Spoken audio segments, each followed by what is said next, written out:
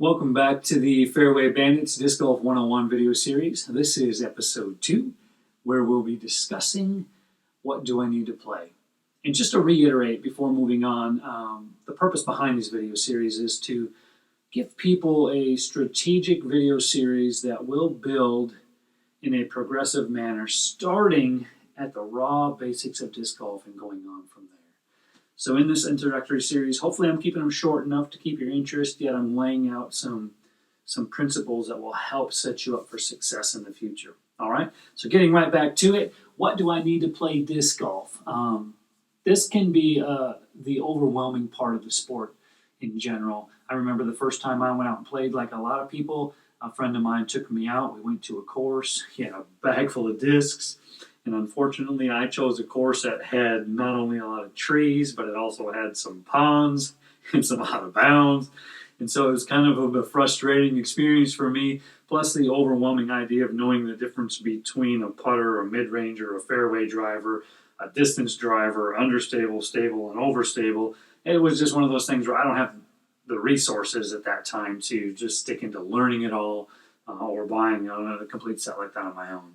So this principle that I'm going to share with you right off the bat is really going to be a foundational thing to really embed in your brain, because it's easy to look out there at all this stuff, especially if you're blessed like we are to have a local dedicated disc golf store and you've gone in and been overwhelmed. Decide you must. It's awesome to have that kind of store close by, because there are people there that are educated in the sport and can kind of set you up with some discs and things to start off with. So that's a good thing. But this principle I want to share with you right now is you really only need one thing to play a round of disc golf or to get started in the sport.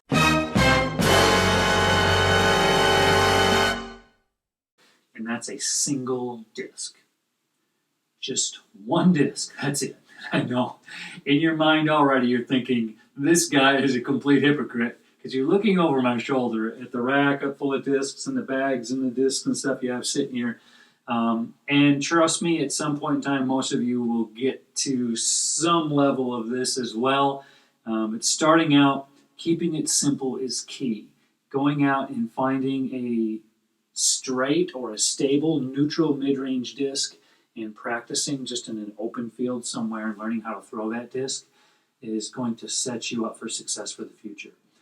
A lot of people will say to start with a putter. Once you learn a putter, you'll be able to learn the rest of them, and you can do that as well.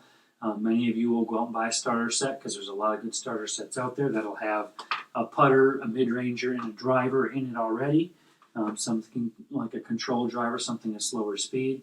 But if I can offer you any advice at all, it's just to go out and, like I said, find a neutral putter or a mid-ranger, like this Buzz, a Truth, V-Rock or a Mako 3, Gatekeeper, something like that, that you can get out and just learn the ins and outs of it. Because honestly, the most important thing about the disc that you carry is that you know.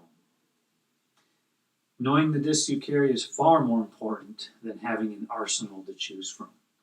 All right, so that's going to be key to moving forward, because there's going to be a temptation. It's going to be so hard not to just think, if I had this disc I could throw it, or if I had that disc.